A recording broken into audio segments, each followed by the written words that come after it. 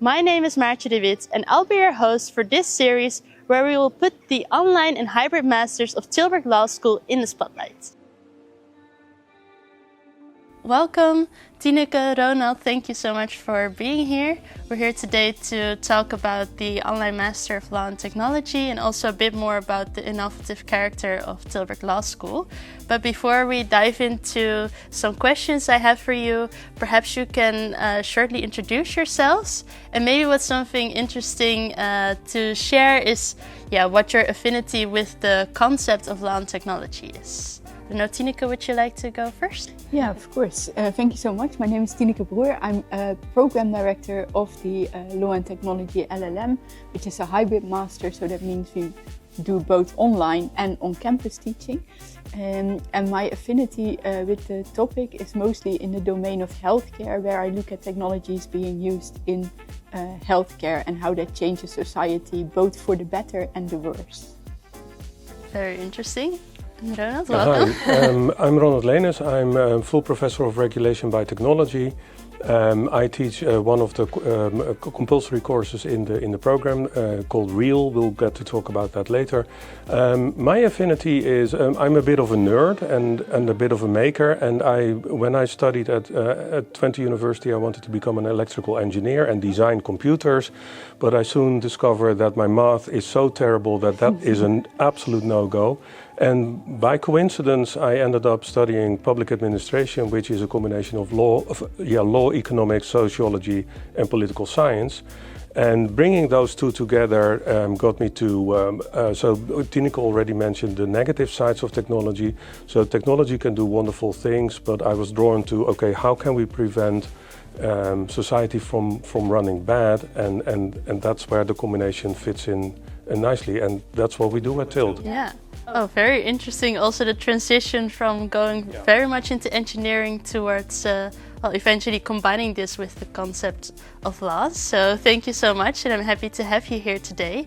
And while we will discuss the LLM in law and technology today, and it is actually one of the pioneering programs from Tilburg Law School. Maybe for people who are not that much specialized into law and technology, I think we all see it around us. For me, for instance, AI, I see it everywhere. But could you perhaps, I don't know, Tineke, share maybe one of the dilemmas or urgent matters that is a really good example for people nowadays how law and technology are related to each other? Yes, definitely. Well, one of the topics that our students want to work a lot in is generative AI and how, for instance, that leads to issues in relation to copyright. For instance, artworks done by generative AI and how that leads to issues of copyright. But also in healthcare, which is my own field, where automated decision making is more often done to, for instance, decide what kind of diagnosis someone has, for instance, in relation to cancer. Also, what kind of treatment would be best fitting, which sounds wonderful, and it can be, but there's also issues there, for instance, in relation to transparency or false positives and negatives. And then the consequences of those. Yeah, that's very interesting because I believe that, I was secretly spying on the webpage of Law and Technology as well, but of course, on the one hand, law can influence the technological these governmental issues, but of course the technological developments also influence law. So how does it actually work? How can justice and equality sort of be maintained within all these ongoing technical developments? Yeah, but I'd like to add a couple of things to what Tineke said about generative AI. So it's not so automated decision making is one thing that leads to all sorts of problems because people can be treated unfairly and things like that. But also democracy is at stake here because AIs are being used to create deep fakes and influence people. We are being manipulated by AIs. And one thing that we certainly need to realize in this context that generative AI, so ChatGPT and DALL-E and Stable Diffusion, etc., these things are only 1.5 years old for the public. So what we saw in that period that the European Commission was engaged in crafting regulation for AI, but they hadn't seen this whole generative AI thing coming, and nobody actually saw it coming. So what we see is a development in technology that urges regulators to create new regulation, and there's this constant interplay. And for our students, that's really important and also very current, because we've just finished the course on regulation and governance of AI. And the regulation that the students have to work with after graduating was passed by the European Parliament in April this year. So it's really, we're on top of things. How do you cope with this within the program? Because I can imagine that, as it keeps on developing and you want to prepare the students for the future, does that also mean to, change the curriculum and all these kind of matters? Or how does this look like in practice for you within the program? Yeah, so I think one of the things is indeed knowing about what kind of regulation is current and what is implemented, but it's also about the critical thinking skills that you need to look at new regulations that will come up also after they graduate.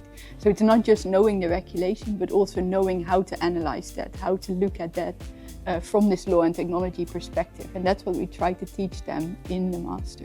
Yeah, indeed, so that students, no matter if those regulations come, they know how to approach it or deal with it. Yeah, it's about the underlying principles, the reasons for regulation. But coming back to how do we prepare for this, I remember that I think it was the first time we taught regulation and governance of AI, that the draft regulation was published in a couple of days before the start of the course, and it was really hard work to try and get our heads around what is in the new regulation and how do we deal with that in relation to students. So sometimes we have difficulties sometimes in keeping up with everything that's happening, because we want to bring that to the fore to the students as well. But that also makes it very exciting, because there's never a dull moment in this field. I mean, so we had blockchain, and now we have generative AI, and quantum computing is coming, and who knows what. Would you say that maybe when designing this program, did you also, for instance, have students who were already specialized in a different type of law and decided to sort of do an extra master's in law and technology because they, maybe saw the importance of this topic? Yeah. Like, does this happen within your program? Yeah, do you have numbers? I know that because I did an introduction at the beginning of my course last year, and there are many people, not many, I don't know many, but there are a number of students that do this as a second master, or they do 2 masters at the same time, but also people returning from practice back to academia. Yeah. So there are a couple of students that worked for a law firm for a while and then decided, no, this is not it. I want to specialize in law and technology. This is a booming field, and so they're back in class. Yeah, that's very interesting to they sort of grasp the importance, the urgency of this topic. So that's very cool. And law and technology designed by Tilburg Law School was one of the first programs, I believe, in the Netherlands or maybe even Europe.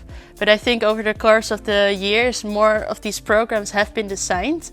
Would you say that these programs also relate to each other, or is there a specific distinctive feature of studying it here at Tilburg University? I think there are a lot of similarities between the different programs. One of the things that distinguishes us is that we have a broad range of subjects that students can choose from. Whereas many of the other masters have more of a specialization within the field of law and technology. So that's one of the things that distinguishes us. And of course the hybrid nature of the program as well. And indeed, I think we will touch upon very soon. I don't know if you maybe have to add something. Yeah, there are a couple of other things. So indeed, there are programs that focus more on let's say freedom of speech and others on intellectual property. We cover sort of a broader spectrum, but also we're one of the biggest institutes in Europe, bringing together people working at the intersection of law, technology, and society. And we have something like 25, 26 nationalities within our team, so we bring different perspectives to the table. And we also have differences so we not only have lawyers, we have, my background is public administration, Tineke, psychology, we have computer scientists on board, we've had psychologists, sociologists, ethicists, philosophers. So we have a much more multidisciplinary perspective, I would say, than most of the other programs. Yeah, yeah, and that will probably, I think this is really what will prepare the students for the future, right? Because in real life you also don't only work with lawyers, but you work with people from many different disciplines. Yeah. So I can imagine that already learning these perspectives within the program can be very useful. Yeah. So that's very interesting. And Tineke, you already touched upon the online aspect of the program. Because indeed, I don't know, was this already designed from the start of Law and Technology that it was offered online, or how was this online aspect of the program developed? Yeah, it came originally from the COVID times, unsurprisingly, when everyone had to go online. But then we decided to keep a hybrid pilot. It was called a pilot at the time, to see whether it would work to offer hybrid teaching. Yeah. And hybrid teaching means that students can choose to stay in their own country, for instance, even if it is the Netherlands, and follow the program from where they are, or come to campus, or a combination of the two. So they can sometimes come to campus and sometimes stay where they are living. So we had a hybrid pilot, and we saw that students really appreciated the flexibility that it offered. And that's why we decided to maintain the hybrid nature of the program. So now it's really a full-fledged hybrid program. Yeah, so it was, I think for many programs, of course, due to necessity within COVID, but you really saw the added value for students. And do you also have, do you know perhaps the percentage or ratio of students who usually join the course online? Because you can change within the program, of course. But yeah. So what I do in my course, which runs twice a year, but in September we have a fairly big intake, and I teach the same class twice on campus and one time online. And so the first group was about 50 students, the second also something like 40, 50, and the online group started with 40 or something. But I see a lot of people moving back and forth on campus and online, and sometimes they go back to their country of origin, or sometimes they do an assignment in some country, but also people in the Netherlands switch from online to on campus, and that's really an interesting dynamics. So they tend, if possible, then they tend to come to campus, but if you can't make it for whatever reason, then you can follow the same class later on the same day online. And are there also students who follow it fully online? So maybe they only come here for their graduation? Maybe not even then. Or maybe... And how would it be for them? Because you mentioned that you specifically have a class designed for students online, so then I guess they will not interact with the students within the classroom, but does this differ per course, how this online aspect is designed? We have a variety of ways in which we offer hybrid teaching indeed. So Ronald's mode is one mode.